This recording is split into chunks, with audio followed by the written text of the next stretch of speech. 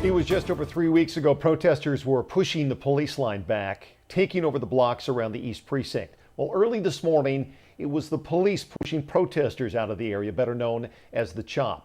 Not everybody left peacefully, and police arrested more than 36 people.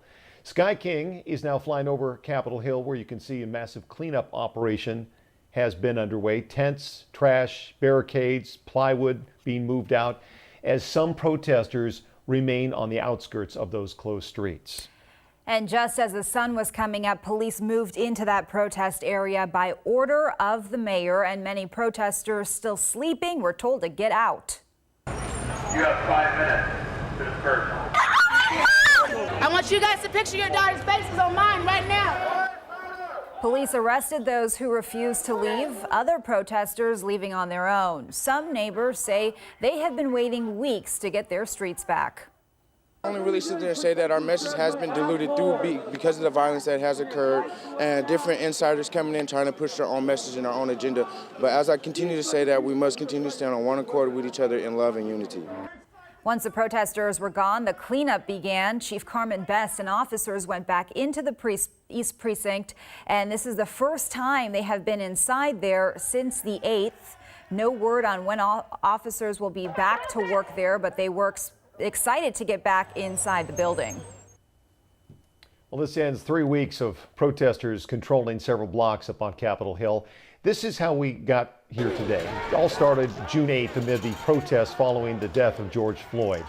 The protesters wanted to call attention to racial injustice, police brutality, and calling for police to be defunded now. The city tried to move the barriers out last week, but they were stopped by a lot of protesters there. Some of those barriers were then moved yesterday, but the protesters made their own barriers.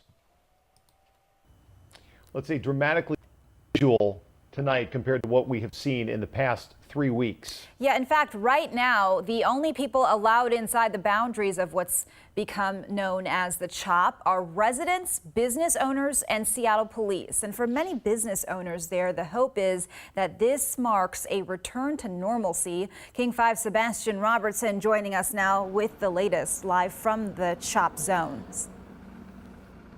Well, the return to normal won't happen immediately. This is proving to be a slow process that may take a few days. I want to show you just how many police officers are in the area that was once known as the CHOP. Police replacing the presence of protesters. And, you know, since the very beginning, business owners and residents have told me that they feel they've been caught in the middle. CHOP has fallen. A half a dozen city blocks occupied by protesters for more than 3 weeks is now in the hands of Seattle police. Taken by force early Wednesday morning. I don't think anyone's won anything out of this. I think we've actually lost. I think we lost a mayor, we've lost a city council person, we've lost residents, we've lost small businesses, we've lost the Black Lives Matter movement. Thank you very much. Business owner Faisal Khan never closed, but did see his neighbors board up, some even shut down. You hear that? The situation escalating when a second man, a teenager, was shot and killed, another wounded. The loss of life for children is the worst part of it. Just this afternoon in a press conference, the mayor said CHOP could not go on any longer. The deteriorating conditions and repeated gun violence required us to immediately address public safety concerns.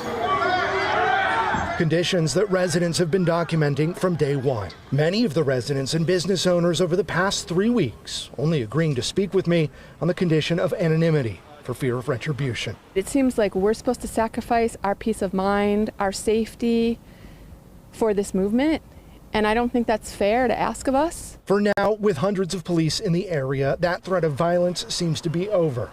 Though the area is still not open to the public, it remains occupied, but this time under new leadership. The focus remains on the East Precinct, both officers on the ground and the chief saying today that it will once again be occupied by Seattle police and will go operational. When is really the next question. In Seattle, Sebastian Robertson, King 5 News. Sebastian, thank you. Yeah, we're all waiting for that answer. Meanwhile, in all, more than 36 people were arrested as Seattle police moved protesters out of the CHOP this morning. Police say the arrests were made for failure to disperse, obstruction, resisting arrest, and assault. One man arrested had these weapons on him: a large metal pipe and a kitchen knife. Meanwhile, coming up at 5:30, King 5 was there behind those police lines right next to officers as they moved protesters out of the CHOP and went back inside the East Precinct for the first time in weeks. We've heard from police, we've heard from activists, and now we're going to hear from a voice that has been with the CHOP from the beginning. Our Vanessa Mishania had a one-on-one conversation about where the movement for equality goes now in Seattle. Vanessa. Greg, good evening. She goes by the name of Jay, and she's been a strong voice in the current movement going on in Seattle right now, even before the creation of CHOP. And she says the protesters, they are not happy with the city. They are not happy with Mayor Durkin. They don't feel like they're being heard. And even though the physical occupation of Capitol Hill is no longer here, the fight is not over. What is your opinion on what happened, the police response to CHOP this morning? All of that behavior speaks to the character of Jenny Durkin. It speaks to the character of our governing bodies. It speaks to exactly why you have individuals making their way out of their homes and into the streets to demonstrate and exercise their First Amendment right. If she's interested in things changing realistically and not just going back to business as usual, because that will never happen, it's going to require her implementing her senses, stepping up, and doing the work. In a real way. I saw on Twitter this morning from you that you said that, CHOP was never the goal, and it's important to keep that in mind. Can you elaborate on that? It was never the goal for us to establish Capitol Hill as an area that we could occupy for an extended period of time. It's a symptom. And I think that CHOP genuinely can become, or had become in a way, a distraction from the actual demands that have been given to Jenny Durkin and other governing bodies. It was a distraction from the reality that brought us out. What has been going on in the Black community historically is unbelievable. It's devastating. It's traumatizing in so many ways. But we are a resilient people, and we're also brilliant people. And I think areas like CHOP are an example, not just for us, but for any place across the country that is rising up during this time and choosing to be active, choosing to advocating for the validity of Black lives. Where can we physically look to the movement next? Are we going to be seeing it around Seattle? Is there going to be more marches? What are we going to see? For Black people, this movement has been going on for a long time. For some of us, this is just our life story. And for white people who have recently entered the chat, as you might say, now is the time to start allocating your resources, utilizing your white privilege in a way that benefits Black realities. And this is so far from the end.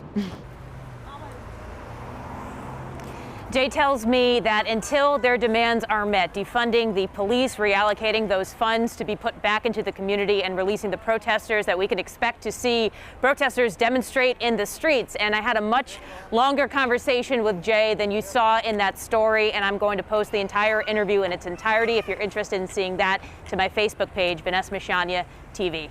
For now, live on Capitol Hill, I'm Vanessa Mishania, King 5 News. Okay, Vanessa, thank you. Mayor Jenny Durkin says she is working with community organizers to make sure CHOP's message isn't lost. We must recommit to the message that brought tens of thousands of residents from in and around the city to the streets, demanding change. We must remember that it was the unjust murder of George Floyd that ignited a global movement, including here in Seattle. Durkin outlined several goals her administration is focusing on, including reimagining policing and ways officers can be held more accountable. One state senator wants to stop what happened in Capitol Hill from happening anywhere else. State Senator Steve O'Ban is proposing a ban on protest zones like the CHOP. The Republican lawmaker says he believes in free speech, but says protesters should not be able to block access to emergency vehicles and services. And in a written statement, O'Ban spoke about the activists, saying, quote, "The one demand that had remained unchanged was their refusal to allow law enforcement to timely perform their vital functions of protecting residents from violence, threats, and property destruction." The bill would withhold state funding to cities who allow autonomous zones. It would also impose fines of up to $10,000 per day.